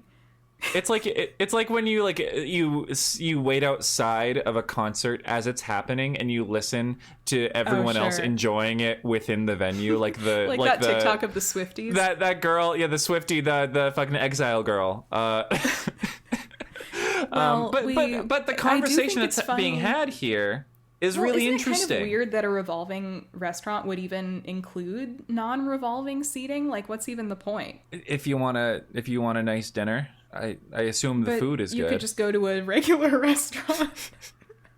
But you can't go to this restaurant. You can't go to this restaurant and get this branzino with this bottle of Sancerre and a side of truffle fries for this experience in the heart of downtown LA. But Thank you. Chimney has called Maddie here because he wanted to tell her that he loves her, which he does. He gets it right out. And he says, he has felt like he's supposed to hold back during their relationship because they were taking it slow and kind of not tell her how he feels. But, he feels it and he wants to say it. And Maddie says she's not sure she can say it back. Not because she doesn't love him, but because she used to say, I love you to Doug, even after it stopped being true, right? And it became just kind of this shield to, stay alive. And so she does feel that way about him and feels like so much for him, all these other emotions, but she kind of feels like saying I love you would, not even, I don't know, would, not be right now. And here's my other breadcrumb, okay? If you listen closely in this scene, the piano in the background is playing a piano version of Gershwin's Embraceable You. Is that what it is? Oh. Embrace me, my sweet embraceable you. At first I thought it was Someone to Watch Over Me, which is also by the Gershwins, but no. I rewinded, it was Embraceable You. So once again, we have our embracing theme coming up in a very subtle way. You may actually be onto something. I'm not going to lie to you. There's no explanation. That is compelling. It's very genuinely compelling. And also I love that song. And everybody should check out the musical Crazy for You while we're on the topic of obscure musicals. A musical from 1992 that was like a sort of pastiche of old Gershwin musicals using several various songs from actual Gershwin musicals kind of patchworked together into a new musical. Why was I hearing about that recently? I feel like I heard about that recently, but I don't know why. It was on the West End a couple years ago, and I got to see it. It was good, except the lead guy was kind of crazy and scary. Like in a good way, or like in an actually threatening way? His name's Charlie Stemp, I think, and I found him he was doing so much, like off-putting kind of to me. He's a very good dancer and a good singer, but he's eyes bugging out of his head, crazy physical comedy, too much. He's not your kind of guy. To be fair, I had a pretty good seat, so it might have just been that I was closer than I usually am. I'm sure he was playing to the back row, but it was too much for me. I thought it was weird and cringe. Sorry, Charlie Stemp, who also played Barnaby in the Bernadette Peters incarnation of the Broadway revival of Hello Dolly at one point. Oh, interesting. Wow. Okay. I know, because there's a quote-unquote slime tutorial of it on YouTube. And it's pretty good. The manager... Okay, what happens? What happens next? Hold on. Let's take a moment to praise the one, the only Jennifer Love Hewitt. I thought you were about to say, let's take a moment to pray. Like you were Quinn Fabray in the first episode of Glee. Let's take a moment to pray. Let's pray. Let's pray. Dear Lord, thank you for giving us Jennifer Love Hewitt, a gift to this earth. She delivers all of her lines in this scene with such truth and vulnerability and such a warm humanity that this brightens your day, even when you're not particularly enjoying this episode. So thank you. Except I am, because I loved it. All right, well, good for you, Diva. I hope you loved it, Jennifer, as well. But I appreciated that this conversation was very grounded, and it felt very realistic, very mature. So it was a nice break from all of the rhapsodizing about what if my dad dies, what if my ex-husband dies, you know. I'm just like, which felt very played out to me. What if you were a cop and your ex-husband was gay and then he got a brain tumor and he died? And your daughter got accepted into USC. And your son was on a camping trip. Anyway, yes. So Madney says, but yeah, as they're having this conversation, and they're drinking that wine that looks so good. It's a gorgeous red wine, very deep color. They've definitely improved in the wine department from the cheap, gross, candy-looking stuff they were drinking before. This guy at another table, Maddie spots, is pulling out a box for his feminine companion.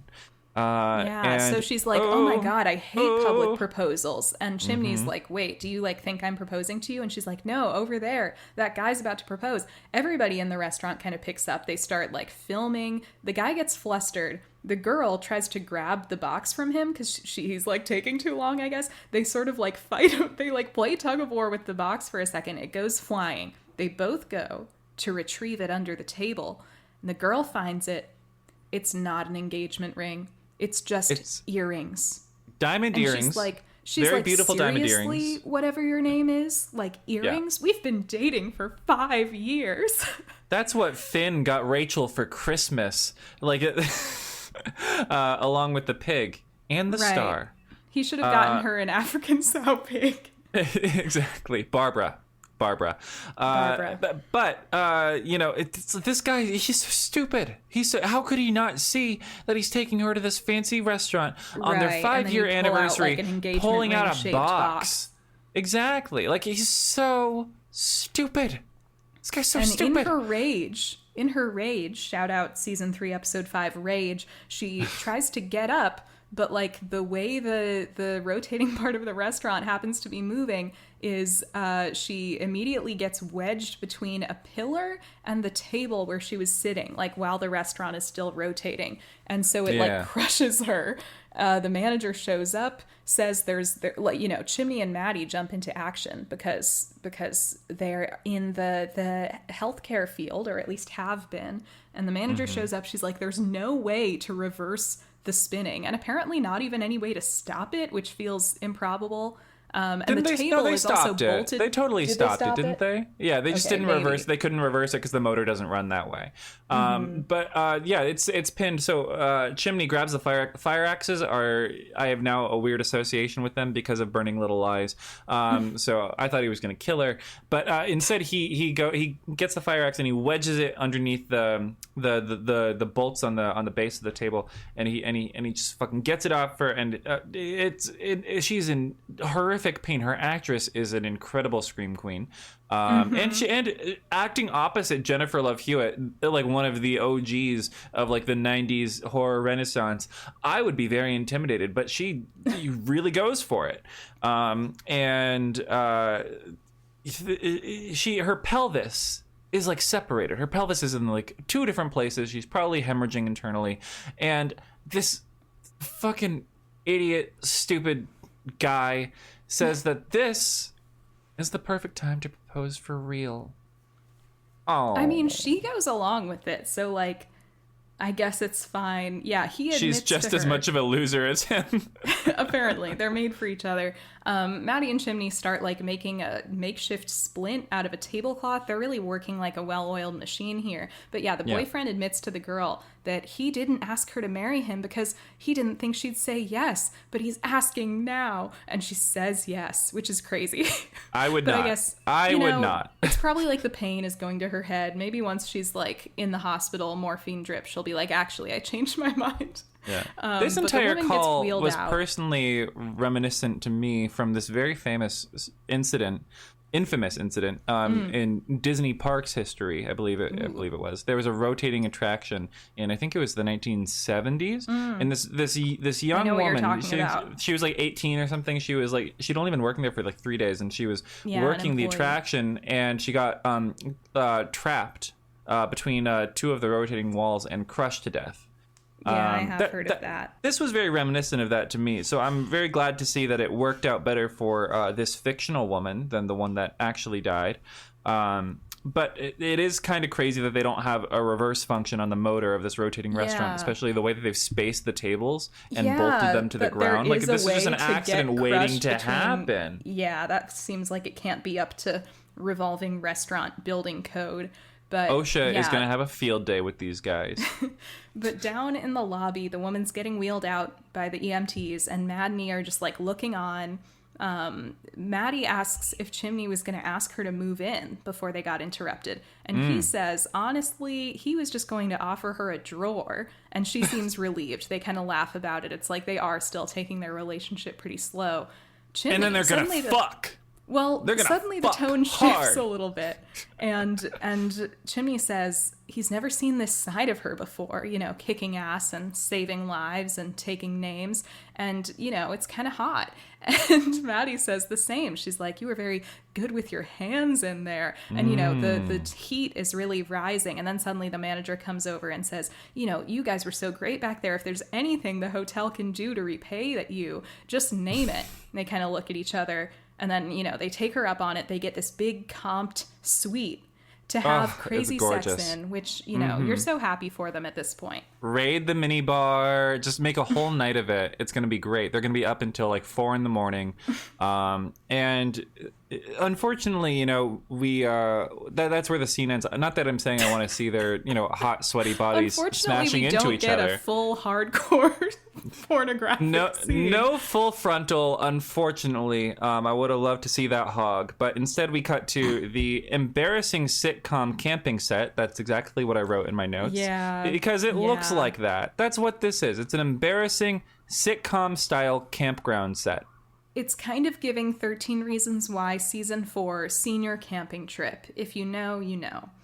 But Michael and Bobby are at the camp. Yeah, I figured. Michael and Bobby are at the campsite at night.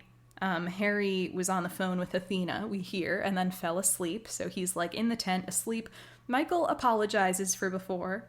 Bobby also apologizes, even though, he doesn't really have anything to apologize for. I guess just speaking out of turn. He says he just wants to help, but he needs Michael to tell him how. Michael has been kind of pushing people away.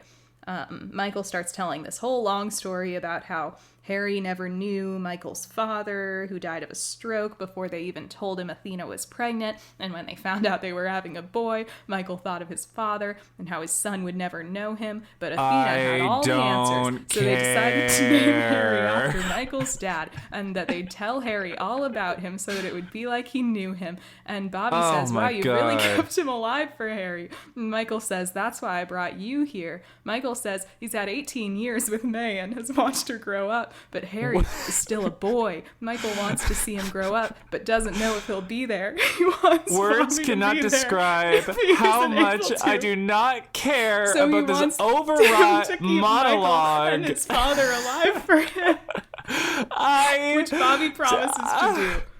Should we all just kill ourselves? At this point? Okay, stay alive out of spite, everybody. But I wrote during this scene, it's funny because obviously Michael doesn't end up dying, spoilers, but he does end up leaving the show eventually. So in this moment, in hindsight, it almost feels like Bobby is making a promise to keep the character of Michael alive after he leaves the show. That's what I was thinking about. Yeah, it did feel very, very funny in like a weird hollow sense of just like how like strange sense. this is. Like after like season 5, he just moves away with what's his face. And we don't know.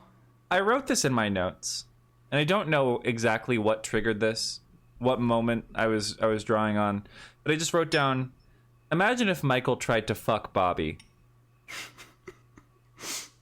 Imagine. That would have brought this scene back around if suddenly Michael like leaned in for the kiss and Bobby's like, whoa. That, like, I wasn't trying to give you the wrong impression. But then he's kind of into it, and then he leans into... He kind of realizes after a moment, he's like, wait, this sort of awakens something deep down in myself. It's a night of experimentation and very, very, like, torturous, and it leads to all this incredible drama. Like okay, Athena's like, Harry my first husband was gay, I'm into and now this, my other husband cheated on me with a man. No, that's true. That's true. We'll leave this to the confines of Michael's incredible apartment. Or maybe like when they realize that they're having this experience together, like despite it all, they go find a secluded clearing free of wolves. I hope. Yes, like they find like a bed of moss to make sweet, passionate, crazy, confusing love on. Like it's under the moonlight, under a blanket of stars. The full moon makes us crazy. Mm-hmm. Hashtag creepy AF. I want to feel the beast inside. Yes, but we get instead. And then Bobby turns into a werewolf and devours him. Yes, as I predicted, as written, as it is known, as it is written. Known. So it shall be done. But then we go to Chimney and Maddy the morning after. At last. Yes, there's an at last my love has come along. Maddy ordered a room service at a James. And lit candles. They're being very passionate. Like, it's a very passionate morning after. They're just feeling the love. Like, they had a great passionate night. My lonely days are over. Yeah. They're just feeling it, and you're feeling it for and them. Life is like a song. It is true that up to this point, we've seen like the sweetness of their relationship, but we haven't really seen them get to be like that overtly romantic or like passionate or like more sexy about it. So I was kind of enjoying that. Maybe that was like sort of meta on the show's part, realizing that was true, and almost like deliberately doing this storyline where they were like, we're gonna let Madney fuck. And Chimney's also shirtless in this scene. He's showing off his tattoos. He like looks incredible. Maddie's in her bathrobe. Yeah, it's so steamy, perfectly like erotic, but also very sensual. Very they were like drawing a bubble bath the last night, like drinking rosé or whatever in the tub.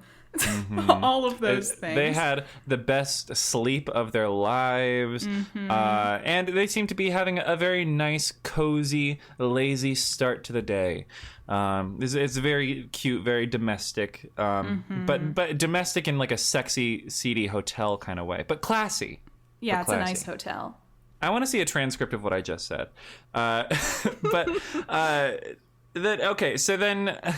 So Athena like is at work, and she has this little debrief over the phone about like, oh, how was the camping trip? It's Bobby's like, oh, camping. It went well. Nothing happened last night between me and Michael, by the way. And we don't spend a lot of time on that because Chimney comes home. Albert's making coffee, and it's like, Albert, we need to start a campaign. # Albert get a job party. Yeah, literally. He can get all these girls, but he can't get a job. Okay. Mm-hmm. But the roles are kind of reversed now, because now Albert is seeming like the stuffy one. He's like, where were you all night, Chimney? And Chimney's like, none of your business, loser. He says, he sort of parrots Albert's words from earlier back onto him. I don't think we mentioned this, but earlier when Albert was trying to justify sleeping with this girl on Chimney's couch, he said, things between us just ignited. So at this point, Chimney says he took Maddy out to talk, and, things just ignited between them. So it's like, I showed you, Albert, your brother does fuck. And he does, and he did, and he fucked hard. So Maddy arrives at work, And Josh is like, tell me all the details from last night. And she says, well, there was a pelvic splint involved, to which Josh says, kinky. It's an interesting moment. Sorry, I hit my vape. I wasn't not responding to that. Whenever you do that, I assume you're just leaving me in awkward silence. No. I'm sorry. No, I mean, listen, for all we know, it could have been kinky. There could have been, bondage involved. Maybe Maddie found like a little so paddle. Josh apparently in the has to just like extrapolate what possibly could have happened from there. But what Maddie if they got notices, like the all-inclusive honeymoon suite, and it just like has something for every kind of desire you could imagine? There's a sex swing in here. Maddie notices once she gets into the dispatch that there's a big police. There's a police. A big police. Oh, no, not the police. Foiled again. There's a big police presence at the dispatch. And Josh says, oh, yeah, it's for scheduled sit-alongs. Like, this was on the schedule, whatever. You would know if you ever checked the schedule. We learn here that non-Terry guy's name is Jamal. Again, they bring up the fact that, like, he's been working a lot lately. Oh, maybe it's going to be that there's, like, a twist that Jamal is in on it? I don't know. I don't remember what happens in the next episode. But if this doesn't get a follow-up, I'm going to be so confused. Yeah, what if Jamal just isn't in the next episode, and then it just reverts back and then it just reverts back to Terry? That would be interesting. That would be crazy. But, yeah, the gay's name is Jamal. What if it's kind of like David Lynch's Lost Highway, and we realize that Terry and Jamal are actually the same person, and they just sort of like body swap periodically? What if it's like a Beautiful Mind, and he's like that British guy that I hate? What's his name? In A Beautiful Mind, the British guy that I hate. What's his name? You're played not the thinking Vision. Of Russell Crowe. No, he played the Vision in the Marvel movies. Oh, Paul Bettany. Paul Bettany. I was like, you better not be talking about Russell Crowe because he's not no, British, and we don't want to offend Russell anyone. Crowe. I love Russell Crowe, and I would never call him British. No, Paul Bettany. That sure. fucker. He could be like, and then Maddie is Russell Crowe over here. This I swear by the stars. Do not forget my name. Okay, anyway. There's been so much musical talk in this episode. We're queening out so hard. We're in a musical mood. But we hear from Jamal that, like, Jamal hasn't been here all night, but he feels like he has because he's working so much lately. And it's like, why are we getting this information? Maddie picks up a call from Chimney. They're still being all lovey-dovey. She's like, last night was perfect. Chimney says, like, yeah, we should get all dolled up and paint the town more often. And she says, well, my favorite part didn't involve clothes or something. And then she's like, they're about to have phone sex. And she's like, this conversation is officially not safe for work. I've got to hang up. But before she can, Sue brings an officer over. She's like, this is going to be your sit-along for the day, Maddie. And conspicuously, they don't show us his face because, reverse shot, it's the evil date from Josh's date. And we get one of my favorite Josh acting moments where his face just goes, I think in my video I referred to it as him being like a silent movie actor. His face goes so like cartoon a gasp, and he drops his coffee mug on the floor. It shatters very dramatically. Because very hammy, very over the top. Love to see it. But in a way we love Brian Safey, if you ever want to come on the show. Brian, come on the pod. Yes. We love you. We do. We say it with love. It's affectionate. Literally. Hammy, in parentheses, affectionate. Like in the gay way. You're camp. Yes. And we love You're it. camp. But the evil date is there, and he like pulls out a giant gun, and all the other cops which cops do normally have guns, but they're like big like assault rifles. It's not like a big assault rifle. It's like an SMG. I think like you'd see in like the Half-Life games. You know what I mean? I have because like it now can still be shot a gun in real life, and I cloak. still know very little about guns. My friend who is now developing like a gun special interest, who took me to the gun range, would know what it is, but I don't know off the top of my head. Yeah, it was looking to me. I grew up playing a lot of like Halo and Half-Life and stuff, so I unfortunately have a lot of gun knowledge in my head. So it was looking to me like an SMG, but like one of those like handheld ones that you like like you hold, like you can hide in a cloak like this guy did. Because cops normally just carry like a pistol, you know what I mean? But it's like a big long gun is what I'm trying to communicate. Yeah, and, it's a very threatening looking gun, right? And Sue Blevins has been compromised. Yes, She's now being held at gunpoint. Sue Blevins has fallen. And Evil Date says to Maddie, like, you're hang up the phone and don't be suspicious about it, right? So Maddie goes very cold and she says very deliberately, I love you, Howie, to smartly alert Chimney that she's in danger because he knows that she wouldn't say that normally. So she hangs up and Evil Date starts, I don't know if he has a name, he starts walking through the dispatch telling everyone that they're holding them hostage. He says, we're taking control of this facility. Do not move or you will be shot. And then we cut to black, which is kind of a crazy line to end on. Like, it doesn't really feel like a dramatic enough line. I mean, it is dramatic. It does not. But it's not really like a one-liner. But it felt like there should be another stinger, you know what I mean? Yeah, it should be an ending stinger. It feels like it sort of cuts off. Maybe that's like because it is like a follow-up. I don't know. I could be charitable and say that. He should have said, it's time for you all to embrace being taken hostage. I could not be like one of the dispatchers in this scenario because like I would just be there at my desk like whatever you say, beautiful. You know what I mean? Just pure like yes daddy energy to this guy. And it would not be helpful. It would not be helpful. And Josh would probably resent me for the rest of his life. But it's true. That's the truth. Guy who immediately starts simping for the hostage takers. He held me at gunpoint while threatening my life and forcing me to do something against the ethical principles of my job. And I was like, oh my God, that's so fucking hot. But the episode ends.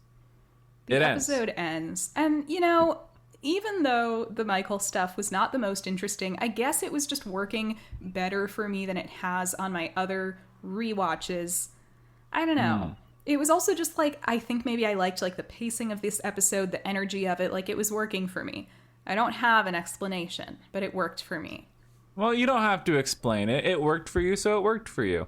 It didn't work for me, and it made me want to die, so, you know, that's true that as I was recounting Michael's monologue, which apparently I took very detailed notes about because like every line felt like such a new thing, I was like, wow, he really did go on for a long time about some shit we've never heard about or seen. It was like that like, not to bring it back to musical theater, but it's like that song that no one likes, that they give the aging Broadway star to give his daughter his pocket watch or whatever. You've seen that Character's Welcome, right? This is the song that no one likes with my kind of high note. Is this like a real thing from like a musical parody, or are you doing a bit? It's from a parody. It's from they do this thing called Characters Welcome in New York, where they have like sort of alt comics come on and do this like variety bit. But like the Gus the theater cat from Cats. Okay, don't start. Do not bring Gus the theater cat into this. He is an institution. I didn't know we had a Gus shooter on the air. We have the Gus shooter on the air. Don't start. I have a copy of Old Possum's Book of Practical Cats by T.S. Eliot on my bookshelf sitting right in front of me. Well, I have like I don't have the book itself. I have like a collection of his poems, and that's included within it. I don't know. I don't find T.S. Eliot to be that compelling. Book. As a poet. I don't know. I've never. Anyway, but I'm not a big poetry guy, so that's probably why. But you're saying I just like cats. When you're like listening to the album, you like don't skip that one? No. Okay. Why would I? It's beautiful. Okay, but I guess I could also say the cat at the Newsies, the song that like William Randolph Hearst sings. The bottom line. Has anybody ever listened to that song in full? He's just talking about like how to run a newspaper in a capitalistic way. Yeah. Oh my God. Or the Victor Garber song in Legally Blonde the musical. I was thinking maybe like what came to mind for me weirdly enough was like, I don't know why, but like The Music Man. But there's not a song in The Music Man that fits that description. No, like the Mayor Music Shin Man is never bangers has through and through. Yeah, Miss Peru never has a song like that. Mayor Shin never has a song like that. The Music Man is just a it's the like Music wall to Man, wall literally, bangers. Burgess Meredith fucking popped off. Oh yeah. I was just defending the the Music Man to my friends because we had just seen a production of Cabaret and we were like talking about High School Musicals or something. Oh, why did I say Burgess Meredith? I meant Meredith Wilson. Meredith Wilson. Thank you. This has been who's Burgess Meredith? Actor and director. What the hell? Okay, sorry Burgess everybody. Meredith. What the fuck? I feel like this is usually, no offense, I feel like this is usually the kind of thing you do. No, it fully is. This is fully like my I usually vibe. like have these facts ready to go in my head in perfect clarity, not to brag or anything, and today I do not. I've mixed up John Dempsey and John Debney, and I've mixed up Burgess Meredith with Meredith Wilson. But in both cases, you can see the point of my confusion, right? Yeah, absolutely. I mean, there's definitely a lineage there in terms of like naming conventions.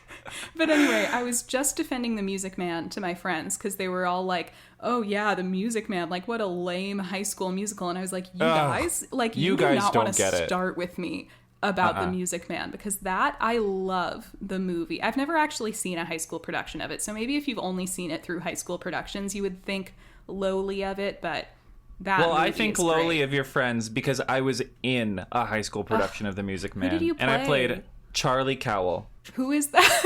He's the guy that does like but he doesn't know the territory. He's the guy that like comes to town to like discredit Harold Hill. Harold Hill, right? That's the guy's name? Yes. Did I get that right? Okay. Professor Harold Hill. I was the guy that discredited him. I was never a lead. I was always a stock character guy because I was bad at character. I was kind of the acting. same. The biggest role, I'm sure I've already said this on the podcast before, but the biggest role I ever had was Fraulein Coast, the Nazi prostitute lady in Cabaret.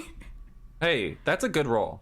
That is a good role. It was a pretty good role, but it's a little depressing that that's the best I ever did. Yeah. Every girl wants to be Sally Bowles, but inside they all know somebody's that they're actually gotta be Fräulein. the Nazi prostitute lady.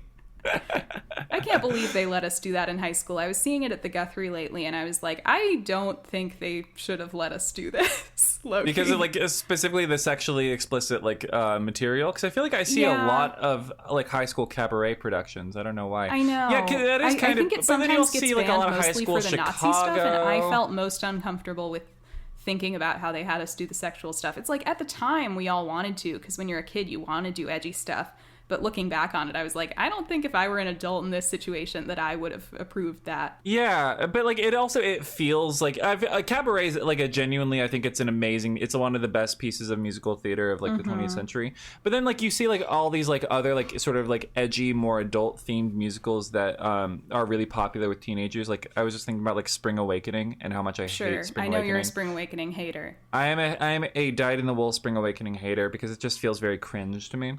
I like it, but it's only because I liked it when I was like a 12, 13-year-old. But I mean, because that's when you get into it, and I wasn't into it when I was 12 or 13. I was into at that time that I can acknowledge now as cringe, like Rent and stuff, and like Spring Awakening is like a little folksy enough, like sort of alternative enough to pull itself off for me. I think it is true that when teenagers put it on, they probably think they're a lot cooler than they are. Yeah. But like, we get to say the F word on stage, and the music is like catchy, you know, like the music goes hard. And I think maybe just because I'm still bitter. I'm still bitter because, like, you know, all the cool theater kids in our drama department, they were so into, like, you know, Spring Awakening and I don't know, all the more like you said, the more alternative YA themed musicals versus I liked good musicals, like Cats, the Music but Man. also, but I like my favorite musical probably to this day is Avenue Q. I will defend it with That's my one I've dying never gotten breath. into because it kind of has. You're about to hate me for this, especially since I don't know the musical, and this is just like my uninformed, like judgmental take on it. It seems so like 2011 humor to me. Like it seems so kind of its time of like, isn't it crazy that these puppets are swearing and stuff?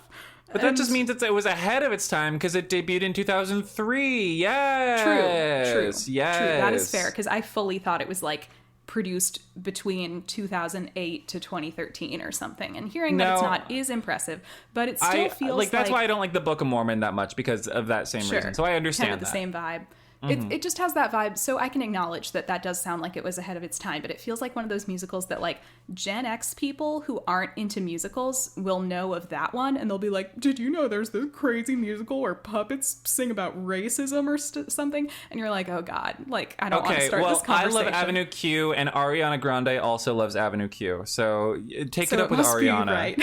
It must be right. Okay. Miss Glinda Upland herself loves Avenue Q. So I rest my case. For the second time this session, I rest my case. Yeah, you can cut all this out and put it on the Patreon or something. Nobody wants to hear. I feel like that one guy in our Spotify comments who has occasionally commented about how we do too many asides and he doesn't like it is not going to like this episode. But miraculously, we have kept it we made good time despite all our tangents. So I think they were successful. I agree. And honestly, I don't mind a tangent-heavy episode on an episode of this show, 911, that I don't enjoy. Sure. If anything, I appreciated the diversions, so I didn't have to talk about it that much. But yeah, that's the episode. Thank you guys for listening. Follow us on social media and support us on Patreon at First Podcast, spelled how it sounds. And we just released a Patreon episode covering Lifetime first responder movies. So we talked about 2. We talked about Burning Little Lies and The Paramedic Who Stalked Me. Which is now a favorite was of amazing. Ryan's. It was amazing. So if you want to hear about hard that, hats and out of also 10. This is probably going to hit you guys too late for it to even be relevant. But people on our Patreon, please send us bonus episode topic suggestions because nobody's done so this month, and I know there are a bunch of you paying for that tier and you're not getting your money's worth, and we're just gonna have to like put all the old topics on the poll. Well, thank you for giving us your money and your time. We vote with our dollar and our time, in this consumer driven economy. You're willing to listen to us gab for like 2 hours, but hey, c'est la vie of a content creator, you know what I mean? With that being said, thank you guys for listening, and remember, don't go camping, you'll fucking die.